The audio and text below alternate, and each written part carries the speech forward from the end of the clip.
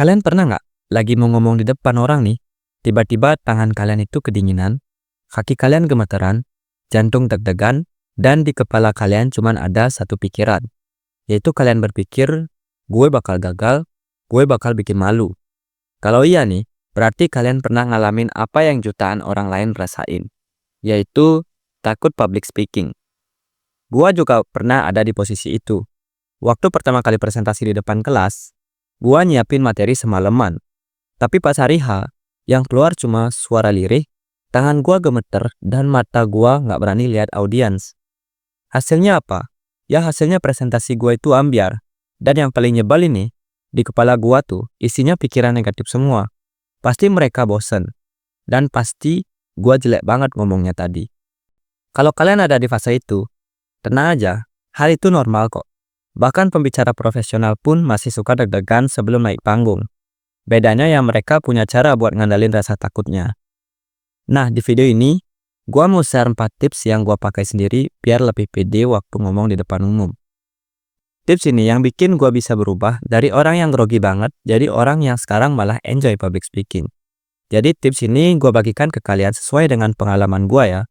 Jadi jika kalian ingin tahu tipsnya, simak terus video ini sampai habis. Oke, kita mulai dari tips yang pertama, yaitu bikin tubuh kalian rileks. Sebelum tampil, gua punya ritual kecil. Gua biasanya suka dengerin lagu favorit gua nih sebelum mulai presentasi.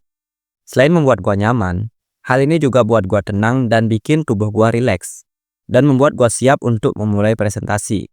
Selain itu, hal ini juga mungkin berbeda dengan orang lain. Gua tahu buat orang lain mungkin caranya beda-beda. Mungkin ada yang minum air, ada yang power push, dan ada yang bawa catatan kecil. Ya intinya sih kalian dalam tanda kutip pemanasan dulu lah sebelum tampil. Dan ini cuma referensi dari gua buat kalian. Jika kalian punya cara kalian sendiri untuk membuat tubuh kalian rileks, kalian boleh banget pakai cara ini. Yang jelas pada intinya, cara ini bisa bikin badan dan pikiran kalian rileks. Jadi sebelum memulai presentasi atau sebelum kalian ngomong ya, usahakan untuk membuat tubuh kalian serileks mungkin dan jangan tegang sebelum memulai presentasi. Setelah itu lanjut pada tips yang kedua, yaitu kenali audiens kalian. Mengenali audiens akan ngebantu kalian buat tahu gimana cara yang tepat untuk ngebawa materi yang bakal disampaikan. Waktu kalian tahu siapa yang kalian ajak ngomong, kalian bisa nyesuaiin bahasa, materi, bahkan humor. Percaya deh, ini bikin suasana jadi lebih cair dan kalian juga lebih santai.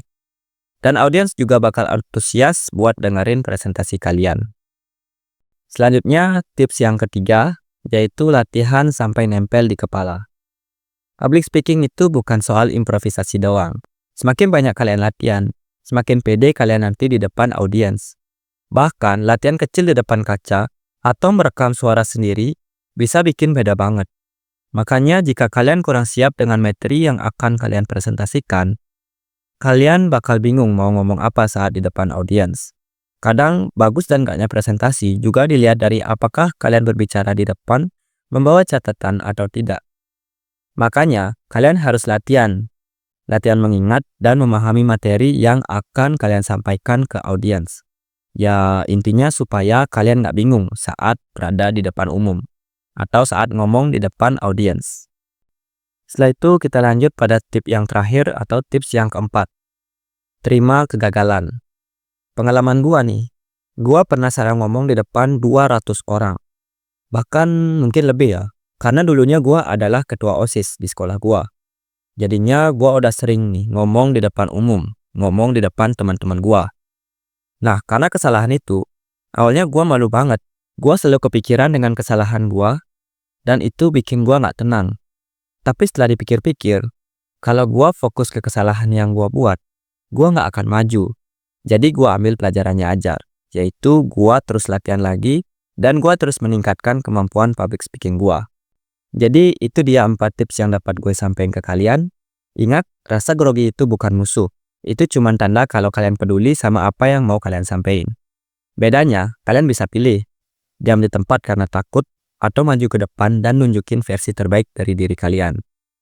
Jadi mulai sekarang, jangan tunggu rasa siap itu datang. Karena rasa siap justru muncul setelah kalian berani melangkah. Oke, terima kasih sudah nonton video gua. Itu adalah hal yang dapat gue sampaikan ke kalian mengenai public speaking. Semoga ini bermanfaat untuk kalian. Jangan lupa subscribe dan nyalain notifikasinya supaya kalian gak ketinggalan video gua berikutnya.